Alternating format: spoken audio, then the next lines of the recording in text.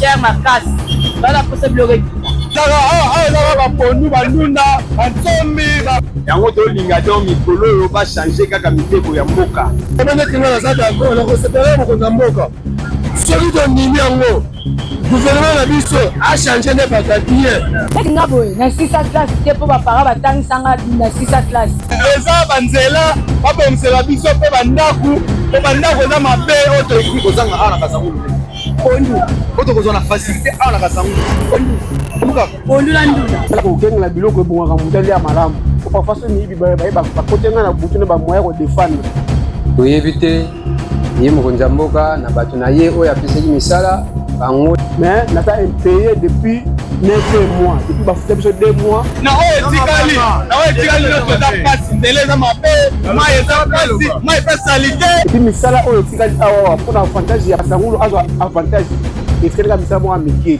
panie efongami na kompani mosala ezangaka te oyo nyonso ezasala kaka mpo tozwa nefise mpe impetiria otyaka dele ya 6 mois na marekati na bino lelo tokende 3 ans elongo akomi osenga mpa na ye apokozela biso koliaka kolia mpasi meke mosi lelo oyo mbongo ebimaka lisusu te ebanzele échange ya congo central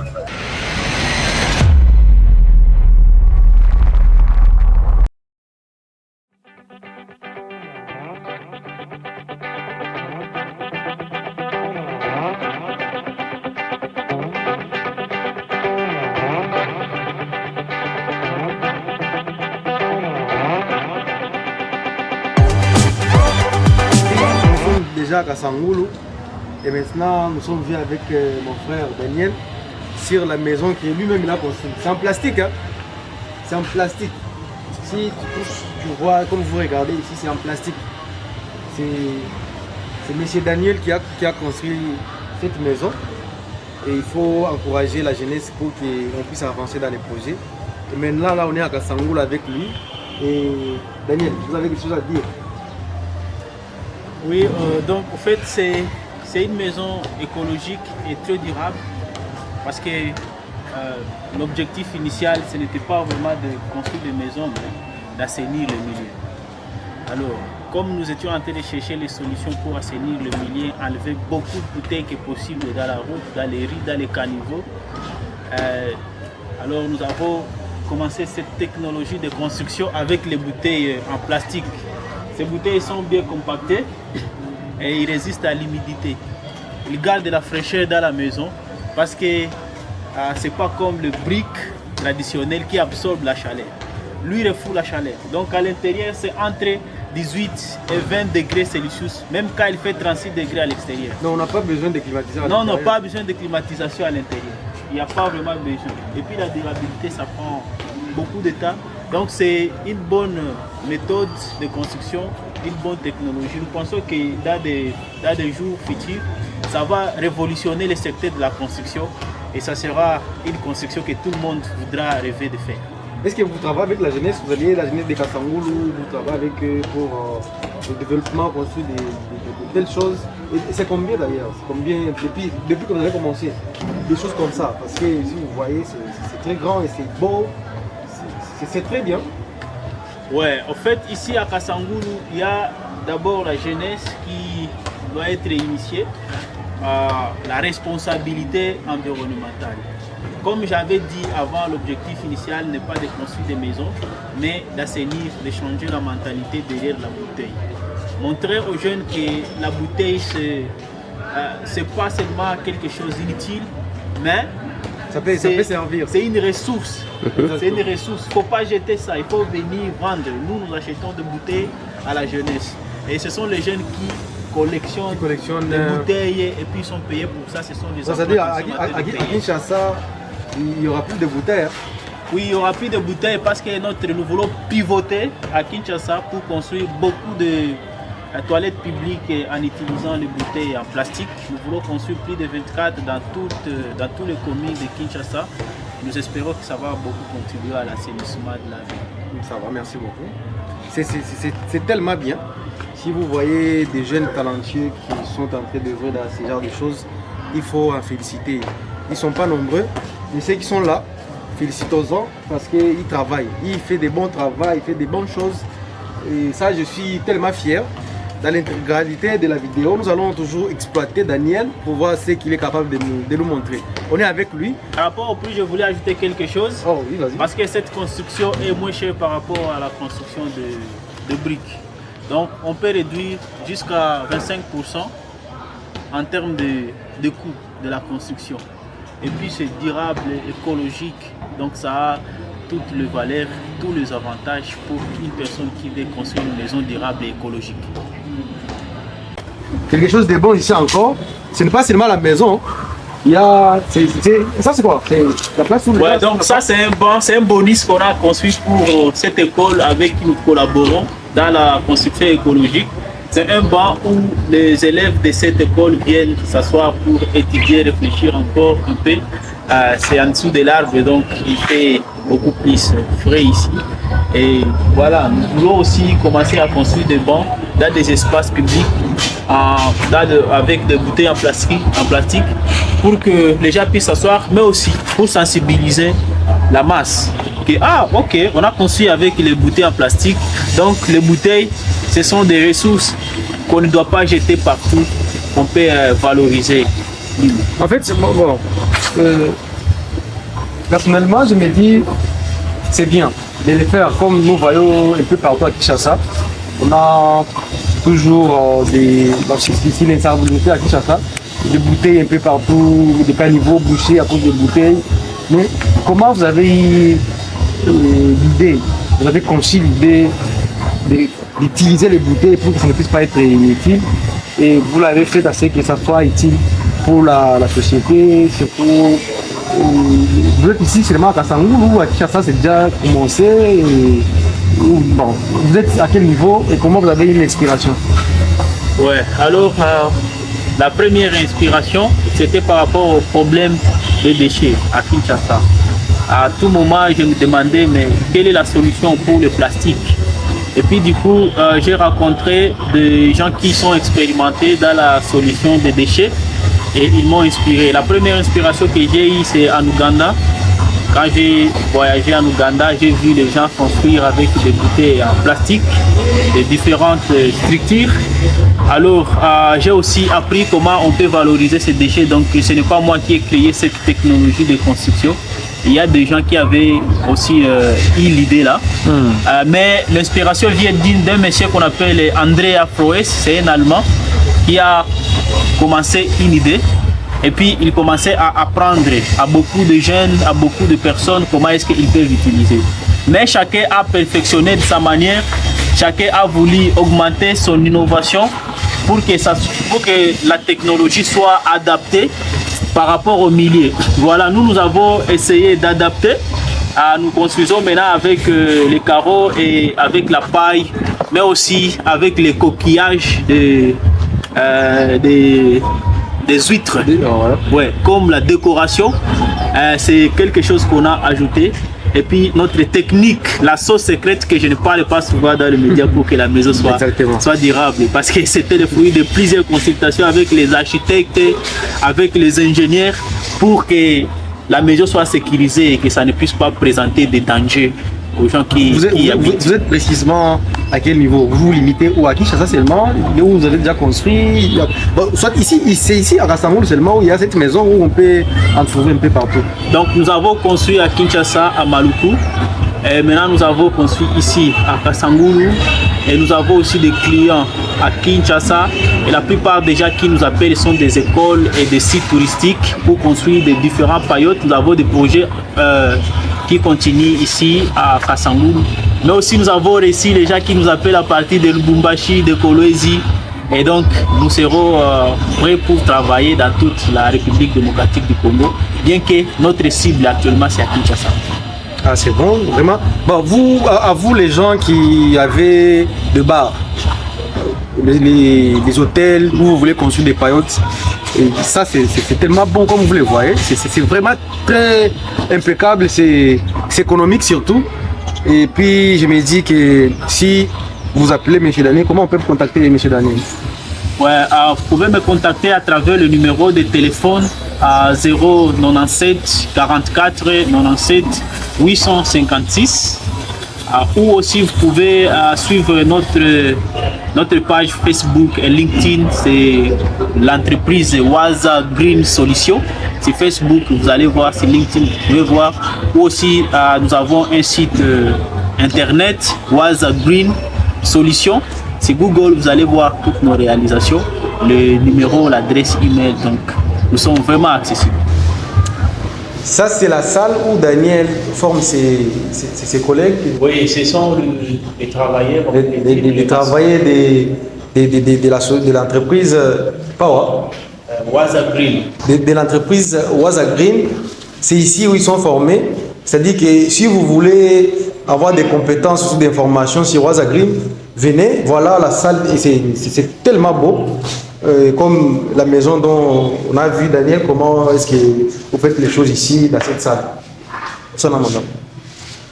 Oui, donc ça, c'est la salle que nous avons construite pour la formation, parce que nous avons aussi besoin de former nos jeunes, pas seulement dans l'environnement, mais aussi dans notre technologie de construction avec les bouteilles en plastique. D'ailleurs, au tableau, il y a les cours qu'on donne sur la maçonnerie des bouteilles, la construction avec les bouteilles en plastique, en se focalisant sur la maçonnerie pour essayer de former le jeune dans les professionnels, dans les métiers, afin d'étendre, d'élargir notre champ de travail. Donc actuellement, nous avons ici 18 ingénieurs que nous sommes en train de former. Oui, ça va. Et nous avons aussi certifié d'autres 18 qui ont réussi la formation et qui ont même fait la pratique avec cette maison. Il y a 18 qui sont sur le terrain et il y a encore 18 qui sont en formation. Oui, il y a encore 18 qui sont en formation. Et actuellement, nous sommes en train de continuer la formation. Pourquoi on forme? C'est parce que nous sommes certains, nous sommes sûrs que cette construction va intéresser beaucoup de personnes, va intéresser aussi les gouvernements et que nous aurons besoin de la main-d'œuvre des gens qui sont bien formés pour réaliser les différents projets de construction avec les bouteilles en plastique. C'est pourquoi nous voulons former beaucoup de maçons dans cette technique afin de les sensibiliser aussi, mais aussi qu'ils soient capables de construire, de rencontrer la demande des maisons que nous allons avoir ici. Bon, en général, quel message que vous adressez juste à la jeunesse congolaise? Parce que moi, je me dis que quand on parle de la jeunesse et que c'est l'avenir de demain, on doit voir les œuvres de cette jeunesse pour vraiment comprendre que cette jeunesse peuvent être l'avenir de demain et peuvent remplacer ces papas-là qui sont dans les entreprises ou dans le gouvernement. En fait, vous pouvez lancer juste un petit message sur ce que les jeunes font, tout ça. Juste un petit message. Oui, ok. Moi, je vais encourager vraiment les jeunes de pouvoir se lancer dans le développement durable. Le développement durable, spécifiquement dans la nouvelle économie du climat. Pourquoi? Parce que nous devons protéger notre environnement, en commençant par nos villes, assainir la ville pour que ça soit propre, pour aussi protéger la santé publique, tout ça. Et puis que chaque jeune puisse comprendre que nous sommes dans un combat contre le changement climatique et que nous devons agir, nous devons aimer ce genre d'initiative. Nous devons soutenir ce genre d'initiative et aussi venir faire des formations pour être à mesure de contribuer à l'assainissement de la ville, l'assainissement de la RDC, mais aussi à la lutte contre le changement climatique. Alors, à la jeunesse congolaise, la jeunesse surtout de Kassangoulou qui a l'intérêt de voir M. Daniel facilement ici à Kassangoulou, il est ici installé ici à Kassangoulou. Vous l'appelez sur le numéro qu'il a donné là-bas. Vous lui contactez afin que vous puissiez avoir les informations de tout sur l'entreprise de Waza Green.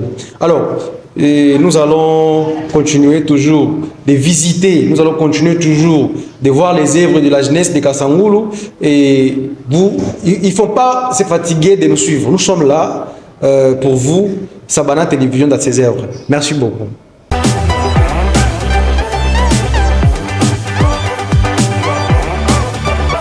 na ndenge ya continuité ya découverte ya Kasangulu, ba œuvre ya ba jeune ya Kasangulu, toujours avec monsieur Daniel, avec la société Waza Green, tozaka nae. Donc nous sommes toujours avec lui.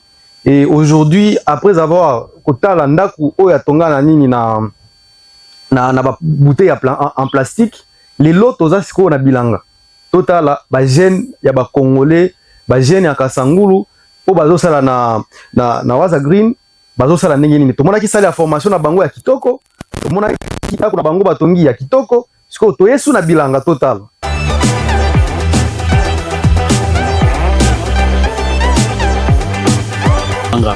Ça rappelle bilanga parce que toza na posa ya kolia, toza na posa ya kozwa pe mbongo na ndenge ya bilanga. Donc ferme na biso oyo eza na activité principale misatu. Toza na kote oyo toloni banzete. Omoni déjà to profiter pe totia pondu na kati banzete eza awa totie safu, totie avocat, totie manga, oyo pe banane planté eza na nike. Mais comme beaucoup mon avocat eza déjà awa ba citronnelle eza donc no eza. Alors oyo eza parti à liboso. A parti à mibale tokola kisabino to eza jardin. Place tozolo na ba concombre, place tozolo na ba bandunda, ba légumes na biloko ebele.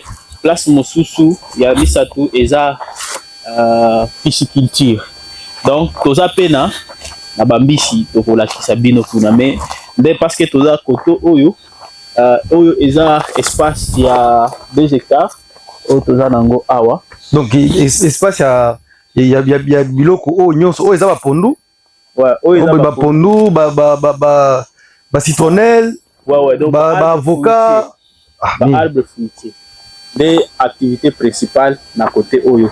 Pondu totiango eza pona tozwa moi mbongo, pona tozwa moi mbongo petit à petit, mais entre temps parce que arbre fruitier ou melaka oki kozela ngo ti ekola, il faut payer bateau bazo travailler na kati bazo moi salaire. Est-ce que déjà depuis au banda déjà kolona ni ba na bilanga déjà bo sala récolte déjà au moins une fois ou ya pondu ata pondu bon, ou ba abonso plusieurs fois plus de 10 fois en tout cas récolte à pondu plus de 10 fois na c'est tout ça la paix récolte ya concombre ndunda tout ça la paix récolte à poisson une fois bah to kitanase total bilanga ya concombre kuna na sien ouais total bilanga nyoso ndenge koza boye espace oyo to réserver tout tie et l'autre côté parce que to lingi to na pelouse na kati pelouse à côté kato bocha espace moko ya bien to tia espace de façon que qui bato ya ko visiter ba comme na place ya kitoko ouais baza oyo banzete ni te oyo eza banzete ka ya zamba tozo entretenir za banzete ya zamba donc bozwaka mai facilement mai eza na se donc pona tozwa mai likolo awa ezala mwa pasi bon po tosala métier do na ndako oyo totie bagoutier na citerne pour que soki mbula beti tozwaka mai likolo. Mais entre temps ce n'est pas aussi compliqué soki toza na ba projet penza ya makasi likolo tokotia motopompe et pomper mai eza ndako na biso eo bozo tonga na moni mwa porte moko nde eza opérationnel parce que totiaka biloko na biso ya bambisi babisi na kati biloko ya mbisi ya kolia ouais na ba travailler na biso bazawa je pense que ero déjà baza na se nde ba salela ndako bafandaka awa te mais mwa biloko nyonso eza nanu chantier pe tomona nini ba dépôt eza na 3 chambres oyo eza pona tozo aménager yango pona ko recevoir ba visiter oyo bakoba mais ngape na komona na ville penza soki naza na ba activité ebele na ye na fandi awa donc tozo aménager ndako oyo po ezala donc ça dit que bato bakoki koya balali awa bandenge déjà bosali place likolo bozotia banini ba pelouse ça dit que dans ndako eza maison ya ko vivre puis na dépôt osala biloko maison na dépôt C'est très intéressant la jeunesse. Il faut voir l'exemple et puis Batunion so balingi se rejoindre dans l'entreprise. Il y a monsieur Daniel, vous êtes les bienvenus, je pense. Au Bengali Mutute. Waza Green Batunion so qui koya. D'ailleurs, ba contacter biso to solo là, total ndenge to ki ko travailler ensemble parce que l'union fait la force. Parce que je vais profiter aussi à ko senga Batunion so bazana makoki ya ko sunga batu de toujours contacter Waza Green parce que ndenge bozo mona déjà ba projet na bango, eza ba projet ya kitoko. Déjà ba projet ya kitoko na bengi Tate Esther Kalinda, voilà la jeunesse qui est ici, qui travaille, pour bazo sala musala na bango bien. J'appelle aussi à monsieur Jean-Paul Seba Garambi de contacter toujours la jeunesse, d'être toujours à côté de la jeunesse pour que faire évoluer ba jeune au bazana ba initiative ya malam. Merci. Tozota la place mususu o to ici déjà plantation ya pondu, tozo kitanase, total ba poisson na ba place bazolona, ba aubergine, ba tomate je crois et tout ça. To kitanase total. Allez. Comme c'est la bonne. Ouais, donc on dit déjà ils appellent ces zolona. Ils ont kangama petit à petit. Ils salent déjà un mois mais au monde déjà il m'a. Comme toza na elanga, ils ont tambola malembe. Mais après ils ont simbaka petit à petit. Petit à petit. Ouais, donc na yebisa ki biso to toza na 3 parties. Nikolo eza ba arbre fruitier. Katikati oyo eza kaka ando tozobongisa pona vie ya bien, tozolo na pelouse, banzete et tout ça. Et puis toza na partie à jardin. Là to visiter jardin. Donc to visiter awa jardin. Bon, ya liboso nazo la kitabino déjà.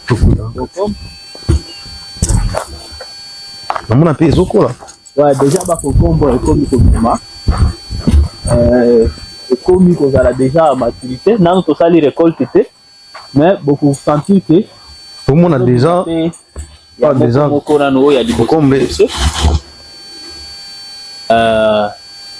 y a liboso déjà, yango ya moko moko, mais beaucoup remarqué que ba fleur eza ebele, cela veut dire que c'est kobota kombo penza et kobota bien. Atala mututu.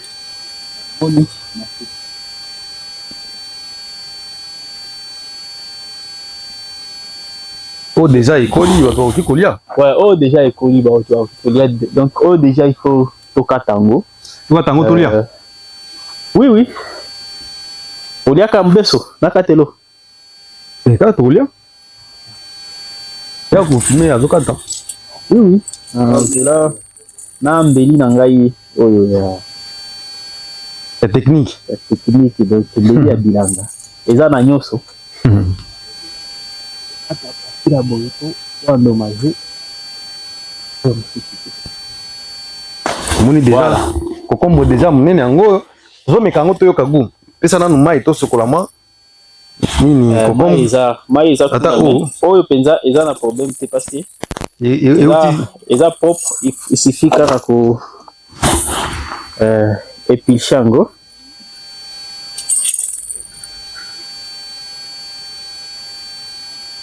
Oh déjà produit ya Waza Green. Et l'autre toza na plantation na bango. Waza Green déjà. Donc déjà ils a bien ah. C'est déjà prêt au kikolia déjà. Oh déjà Waza Green. To mekango total soki ezandenge nini na batunyo so bomona bo contacter Waza Green, ba jeune surtout boya na entreprise ya Waza Green po boya bo travailler na Waza Green. Déjà kokombre yango. Produit autokati awa bana komona kitoko penza là kitoko là sucré pena santé ça va ouais oui bon tout est boye na la sabino pe ba légumes tozo sala tozo lona et après tozo la sabino pe ndenge mbisi ezolia ndoko na yo mais oh ça sukali c'est bien. Oui, c'est bien. Voilà, ils ont entretien, ils ont culture moko boye, et c'est un penza entretien makasi. Mais bozo mona verre ya boye, ils ont fumé à basoso. Donc toza na partenariat na ferme moko esalaka basoso bango bapesaka biso fumier nde totiaka awa po ebima mpenza kitoko ndenge bozomona. Awa toza na ferme na plantation. Awa toza na plantation ya Waza Green avec Daniel qui nous présente ce qu'il fait ici. Alors, j'appelle toujours à la jeunesse, j'appelle toujours à la jeunesse, boya to travailler ensemble na Waza Green. Bon, on a biso, to continuer kota la makamunyo. Donc, oyo ezandunda. Je pense que biso nyos ko yibiango dans ba plate-bande oyo bozo mona, bozo kia dunda na matembele pointe noire. Et matembele tolona ki yango to silisi. Domona ngo oyo to ti yango pona kaka kosala ko encadrer ba plante mosusu. Oyo za pointe noire. Toza pe na pépinière ya pointe noire tolingi to tia na ba plate bande nyonso eza. Oh déjà beau. Ça il a poussé déjà. Ouais, donc école qui na pépinière to transplanter en gonde lobby. Donc on bobandele encore bolongola ki moko boteki sko bobandele sous. Tout ça là qui pépinière. Hein, pépinière. Et puis et pour ça ni moi muke to transplanter pour école très bien. Ah oui, oui. Parce que na pépinière ça beaucoup intense. Alors écoute coco la bien fait. Il faut to transplanter en go, to soin, to arroser pour nos choses là. Nous c'est la malam. Éco. Place Bouliaka. Ouais, avant de place Makambo Salem. Ici donc quand tu es fatigué, tu viens, tu te reposes. C'est frais, il fait frais ici donc il n'y a pas vraiment de soucis. Moi quand tu es ici, même si oza bana ba souci belé, bana baliete classe mbongo a classe ezate. Oyo kaka ofanda awo komona makambo nyose ke ipepele. Oyo kaka banini bandunda. Oui, au pépinière qui a pointe noire. Voilà tout ça na jardinier na biso. Maître jardinier. Bonjour. Maître jardinier. Bonjour. Bonjour. Ndenge ni musala. Salut nos projets ndenge ni. Eza. Yo ndenge ozomone la musala awa. Na ndande kaboye. Ouais, donc Landu. Awa toza kaka na Waza Green. Ye tokutie na musala déjà. Aza jardinier yende mutu mbakambu o nyonso bozomona azolandela ngo. Mais aza moko te baza ebele awa baza ebele bazolandela musala awi koyebisa biso musala ezokende ndenge nini musala ezokende nango bien siponde eloko ezotumisa biso tosalelaka na fumier yango sepeli nde namoni bino natalisa bino mpe eloko ebonga biso nde fumier mpo biloko avo ebonga esenga mpo fumier soki fumier eza te mwa ebonga eza te ezala concombre ntambo ye kuna soki fumier ezala te yokutango na couleur wana te seke fumier ya basoso mpena nde yango tozotilize kaka. Mais awa déjà musala déjà ndenge makambo ezokende kitoko pena na ingénieur na biso oyo en tout cas pena ezokende pena kitoko Daniel ye pena imika akomisi suko po kona oyo to senti na seboye biloko tezokota eza nde yeba oyo bazalaki awa boye babanda kosala te mais ye ntango ye tozotalisa ye calcule esengeli tosala boye yango tosombela biso bafumie tozolona boye bandunda boye po tolesa population. C'est-à-dire que awa ozobingisa bagene ya Kasangulu nyonso baya ko se rejoindre na entreprise na bino ya solo po bobetaka biloko bopesaka Kasangulu na kishasa biloko ya kolia. Ya biloko kolia. Soki Waza Green ezosala Kasangulu ekola na nzala te. Ya solo. Merci beaucoup. Ye aza kombo nona ni papa. Lando. Ye aza pena maître ya awa. Donc biloko nyonso bozolia na Kasangulu ye ya solo. Ye ndem dazo fournir biloko nyonso wana. Bagene siko il faut koya ebele.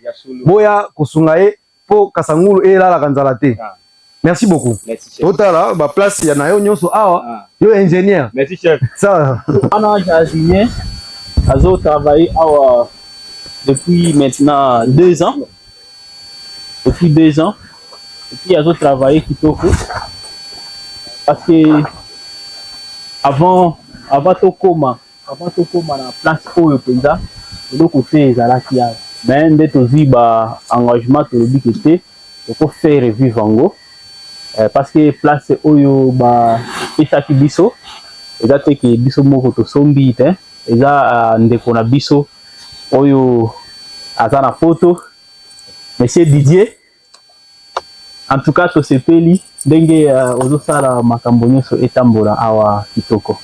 Donc voilà, toza pe na ba partenaire oyo bazosunga biso ndenge na lobi Didier, na lobi Marilyn, basungaka biso mingi po espace oyo ezala vivable, espace oyo ezala productif. Tala place bocha ba nini ba mbisi ya mai. Ah ningi bozomona déjà tozaka oyo ka ezaka ferme ka moko. Eza mutumi eza batumi balete. Ezaka place moko toza tambola na ferme qui veut dire que la population de Kasangulu ou la jeunesse de Kasangulu garantit la jeunesse de demain. Ouais, na po na biso oyo tosali yango na bambu. Oyo penza eza makasi de sorte que éco-résister 1500 kg.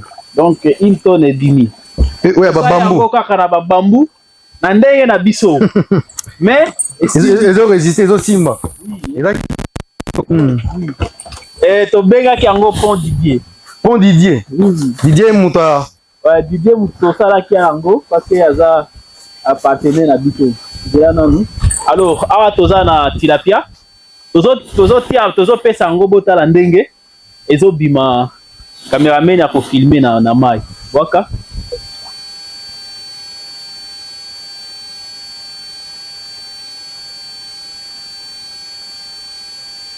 Ezana mike yango. Ouais, ezana mike.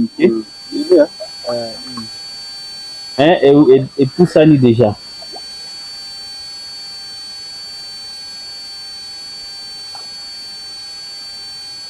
Waka.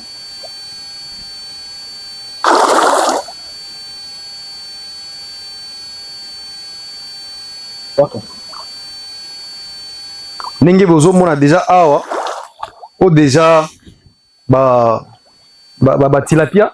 Ouais, oyo eza ba tilapia. O ba tilapia eza awa. Bato o bakenda koluka ba tilapia libanda. Soki boye awa na waza green ba tilapia eza ebele. C'est-à-dire koluka ba tilapia libanda te. Parce que awa déjà toza na base ya ba tilapia makambo nyonso ezali awa. Bato nyonso bazomona awa ezokola kala mingi te. Beaucoup banda ça prend combien de temps pour les Congolais? Donc tilapia na biso oyo ezwaka to sali yango po ezwa 6 mois. 6 mois. Déjà à 6 mois, nous pouvons récolter. C'est comme déjà fondé ça. Donc ça dit que l'entreprise union c'était capable. Venez contacter Waza Green. Donc eza état munene toza awa na 6000 alvin. Donc ça la pisciculture intensif parce que toza penza na espace. Donc oyo eza état ya ba tilapia o toza nango awa. Eza ba sorte ebele eza kaka tilapia te. Ouais. Oyo eza bangolo. D'ailleurs yango omoni déjà. Non mona ngo déjà eza minene. Oui. Mais yango yango déjà elié biloko na bango, eliya kapenza son de blé mingi. To sa elango biloko ya spécial. Pour Angolo, oui. Mais nazo mona ngo pe eza minene d'ailleurs. Oui, eza minene donc eloko oyo na ndenge ya mbisi. Eloko penza eza très important, eza mai na alimentation. Biloko ya kolia mbisi. À tout moment, il faut que tu aies la température à mai ndenge eza, il faut que tu aies la qualité ya mai, ce qui mai ezo bebate, ce qui ezo beba au changer, ce qui eza bien au tiki, il faut payer qualité ya biloko. Alors biso to sala ka pe biloko na biso, biloko ya ko importer parce que ba importer eza tellement coûté. Nous prenons les déchets, nous fabriquons nous-mêmes la nourriture, l'aliment des poissons.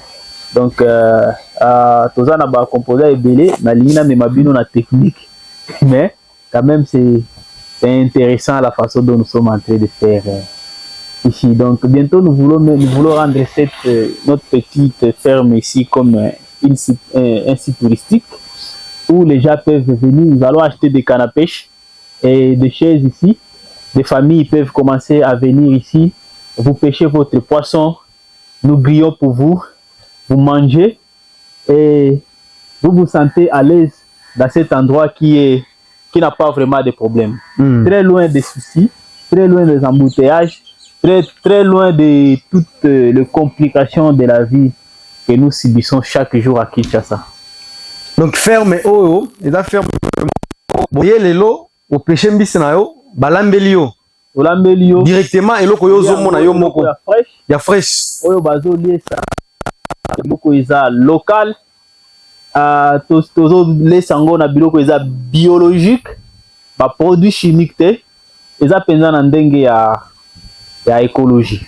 bato nyonso balingaka bapoisson ya kitoko, bato balingaka bapoisson ya bien boya awa na Waza Green.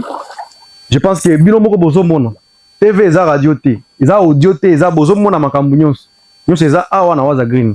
Je pense que awa esili ouais donc wana nde baprojet toza nango awa bientôt tozotonga mpe bandako ya milangi na site donc bozokontinue kaka kotonga bandako na milangi de façon que ezala vivant soki bato déjà baye kosala makambo na bango mbala moko. Alors qu'est-ce que vous dites? Il y a les entrepreneurs qui sont là, le gouvernement aussi qui soutient la jeunesse, les différents projets, les projets où la jeunesse. Qu'est-ce que vous demandez à ces gens-là qui ont la capacité de vous aider? Ouais, moi je pense qu'actuellement notre gouvernement est en train de chercher les jeunes qui sont en train de se démarquer, qui sont en train de faire les choses concrètes. Et je pense que vous pouvez témoigner, vous avez vu ce que nous faisons, ce n'est pas du bruit que nous sommes en train de faire sur Internet, ce n'est pas des abstraits. Et nous sommes prêts à tout moment, si le gouvernement veut nous utiliser, pour assainir notre ville de Kinshasa, pour construire des maisons écologiques. Parce que, bon, à part assainir, nous avons aussi besoin. Parce que certaines statistiques que j'ai vues ont dit que l'urbanisation, il y a tellement beaucoup de personnes à Kinshasa, la ville est en train de se développer que d'ici 10 ans, la population risque de doubler. Donc, le besoin en infrastructure sera très, très, très grand. C'est-à-dire qu'il y a des choses moins chères, sont consommables chaque jour, des bouteilles, on peut les transformer plutôt, et puis voir quelque chose de bien. Dans les infrastructures. Et donc, chaque année, au moins, nous avons besoin de plus de 4 millions d'habitations, de nouvelles habitations, si on veut faire face à cette population. Et Waza Green est capable de nous produire. Nous sommes capables de produire ces maisons. Nous avons tout. Il y a les bouteilles, plein de bouteilles à Kinshasa. Nous avons des ingénieurs, des architectes chevronnés qui sont publiés dans l'Ordre national des architectes, qui ont des expériences incroyables et qui ont participé dans beaucoup de projets. Nous avons formé nous-mêmes avec nos ingénieurs, avec nos architectes, la main d'œuvre. Je vous ai même montré notre salle de formation, comment nous avons certifié beaucoup des ingénieurs. Et vous continuez toujours de former. Donc nous sommes capables de mener de grands projets, même s'il faut construire dans chaque commune de Kinshasa. Nous sommes en mesure de le faire parce que rien ne nous manque. Il suffit que notre gouvernement puisse nous attendre, que notre gouvernement puisse écouter cette voix et puis voir si et nous faire confiance. Nous sommes prêts à faire le travail. Oui, merci, M. Daniel. Nous sommes ravis de vous raconter aujourd'hui, parmi les jeunes qui se démarquent à Kassangoulou, nous sommes venus faire découvrir les réalités de Kassangoulou. Qu'est-ce qui se passe à Kassangoulou? Comment la population de Kassangoulou vit? Comment elle se connecte aux réalités qui se passent en République démocratique du Congo? Et ça, place ya kitoko makasi, oyo, batu nyonso bakoki koya bapemi na Waza Green. Tozo continuer kaka kolakisa bino ba jeune ou population ya Kassangoulou na makambo nyonso ndenge makambo ezotambolela. To silisi déjà na Daniel, tozo kota comme ça totala ba Kassangoulois bazo vivre ndenge nini. Merci beaucoup.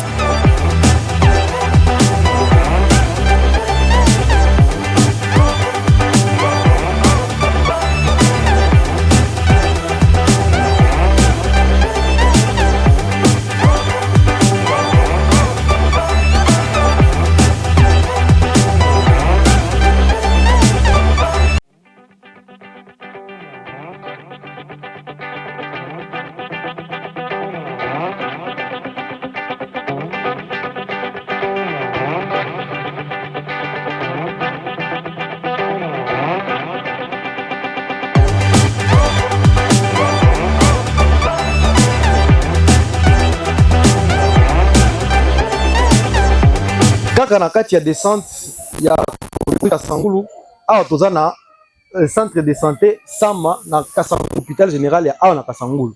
Alors comme na hôpital tu remarqué que hôpital oyo ya Kasangulu bénéficie aussi ba bâtiment na projet ya 145 territoires oyo tozo la kisabino mbe na biso ezali awa pe ba bénéficier nango.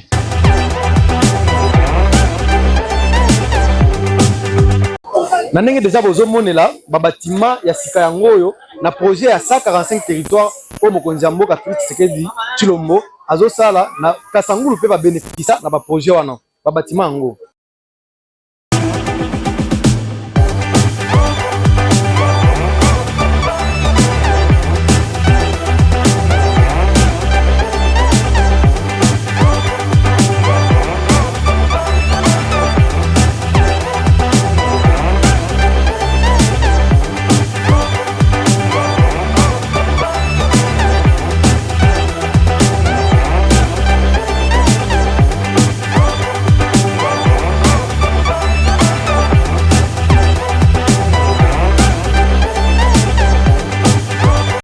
Kaka na continuité ya visite pilote visité bâtiment administratif ya Kasangulu eza pe na chantier na kati ya 145 territoires au mokonzi ya mboka azosala kitoko et puis tokutani na ba travailler bazosala awa baza na bâtiment tokoki kosolola na banguma muke tosolola na banguma muke na ndenge misala ezokendele awa na bâtiment administratif bazotonga na ba bâtiment nyonso osala place nyonso na ba bâtiment eza am pembeni to ezaka o kaka ke ba place nyonso eza awa. Tous les chantiers à la territoire ya Kasangulu nde to travail awa.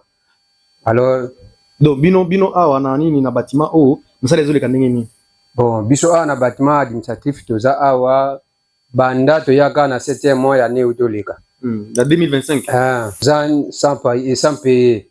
Alors to éviter ye mokonza mboka na bato na ye oyo apesaki misala bangonde ye atalela biso bato wana bavina biso tokomema ngo ndenge nini po toza na bana oyo bazotanga toza na bana pe oyo bazake baza na bandaku toza na bapale oyo tofutelaka alors vina biso ekotambola ndenge nini epa mokonzi ya mboka alandela biso bato na ye oyo atiaki bazwaki bambongo oyo swati misala oyo organizaki mpona oyo bayebaki bato pe baza na posa ya salaire na bango. Awa na Kasangulu yo osalaka mosala nini? Oza nani na bâtiment awa? Naza charpentier. Charpentier. Oui. Ti lelo ozo mbongo note. Puis tu es na territoire Madimba pour biso na territoire Madimba déjà bâtiment de ACC là ils en marche. Projet à 145 territoire bozo mona ngo ndenge nini? Eza avantage pour la population ya Kasangulu to eza avantage pour la population ya mais siko des avantages eza pour na nini misala ezo marché te futa biso te pourtant mutu azo futa matemo asala musala eza te. Merci beaucoup. Tozo solo kaka na ba ingénieur ba to kuti ba et baba osala na chantier o ozana papa okikoloba komona nga komona nga papa Pichu oyo ozana osala comme ça ni na chantier oyo nga na compte école na lokola garde mais à part garde to banana na maso pour nazape maso to banana kotonga depuis to banana chantier oyo na zéro market batila 6 mois mais depuis misala we banana to keda misala esila karaté mais l'état bimisa mbongo na so complet l'état na bimisa mbongo na bimisa mbongo so ça peut être 45 territoire et ça bien pour la population to se plaque na idée oyo mokonza mboka asalaki pour asala bien kotanga po asalaki gratuité et c'est vrai il fallait l'école comme belé pour bana pas moi ndenge ya kotanga no ya malamu po parfois na temps oyo bana batanga parfois na parfois 100 élèves na kata sala pour que idée moko bien pour abakisa mo ba sali pour bana batanga awa na Kasangulu gratuité et enseignement ezali gratuité ezali na école nini gratuité école nini c'était comme école za na école tozana officiel EPE ezali tozana école ya Mbolula bafutaka te tozana yenge bafutaka te tozana armée di sali bafutaka kuna nga pe na tangisa pe bana kuna ti lelo otikala kofuta te na futaka te eloko ya encourager mokonzi ya mboka eloko moko bien biso population toza nsima na ye toza nsima na ye ye moko mokonzi ya mboka mais atala pena bato oyo aopesa responsabilité wana donc alandela bango mpena malamu po misala ezalaki de mois kotala mpe biso totongaka kotala babatima wana si moko tozango ebele biloko pe musala eyaka mais to qu'est-ce que depuis vos banda ko sala pour revendiquer pas bato apesa bino musala bon to revendiquer kaka epa kaka ba chef o azotala yo ba chef ngo presque na chef azotala yo moye yo za makoki ya komata okekuta na mukonzi te mutu oyo abengisa yo ayebisaka yo yaka koyebisa ye ke non bongo bozozwa te bon ye kutu tozala na ye awa mona déjà ke to greve mbongo eza lisusu te sikoyo ye ayebisaka bino nini mais ye ayebisaka biso ke tozela ye mpe po ye mpe bafutaka ye ye mpe bapesaka ye nsima nde akopesa soki ménance epa na ye ekosimba te bapesi ye nsima nde ye mpe akopesa biso ozomona. Merci beaucoup. Na bâtiment administratif population bato oyo nyonso baza awa bazolela keno bafutami nano te mokonzi ya mboka population ezosepela na misala na yo ozosala etalelaka mpe bango bafamille ndenge bakuti koloba bapapa awa ezanga te moto na lobi me bango nde beto bazoreklame salaire na bango na bandi ete oyoki déjà bango bien. Merci beaucoup.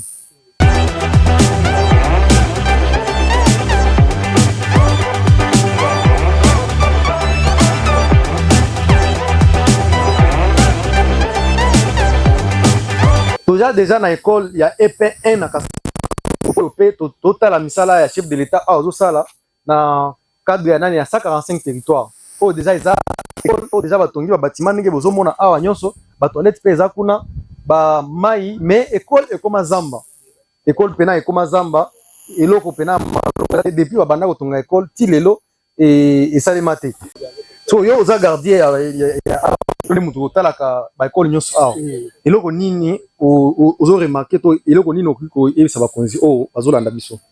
Merci pour la parole monsieur le journaliste.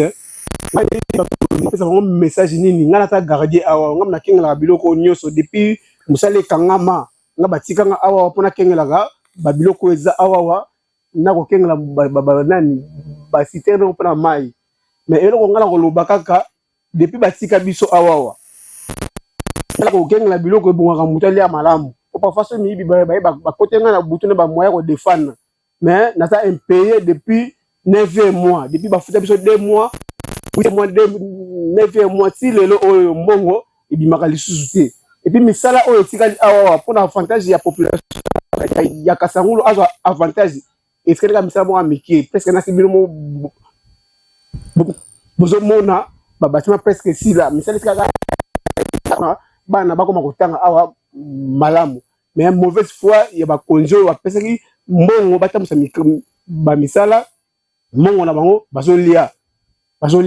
babiloko esomamaka te mbongo akofuta bato bafutaka te yango moni misala presque pena ekole komi nango daya na suka presque pena komi na suka etikeli kaka mwa ekole na bacouleur mpona misala esila mpo bana bakoma kotanga kota mboka pena salaire et tout ane oyo ntango bana bazosonga 9 mois bana bakoma kotanga nango na ekole oyo sala pena le tout telembela pena bato oyo otia bato ya CFF wana oyo otia mpona oyo basisa musala oyo bana ntango bazosonga classe ane oyo bana batangela babatima oyo mpo eza soni mokonzi 2 batima lokola 3 batima kaka pa botiaka dele ya 6 mois na market na bino mais lelo tokende 3 ans donc lokola 2 batima kaka pamba oyo bato kutu donc baindividu baotonga bandako ya ba 5 niveau inane be 6 mois esili mais batima eza yango simple donc 3 ans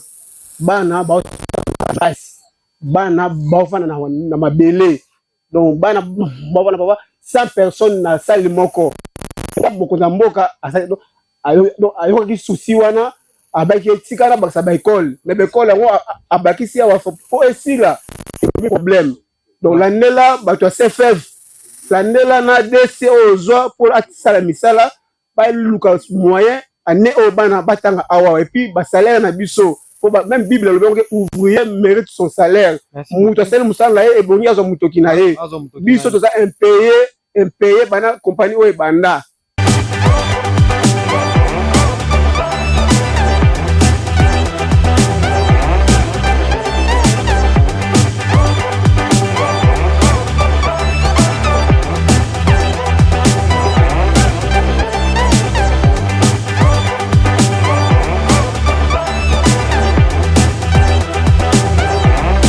awa te ndenge ba visite na biso ya kolakisa bino Congo mobimba na Kasangulu te to bali na Kasangulu mais tosuki na Kasangulu te à la prochaine tokozala na province mususu soki bino pe bolingi ya epa na bino bengi biso tokoya kuna sans problème. Merci beaucoup, bon continuer pe kolanda biso et puis bo s'abonner na chaîne, ça va vie na bino na commentaire na makambo nyonso oyo bomoni na territoire ya Kasangulu. Merci beaucoup.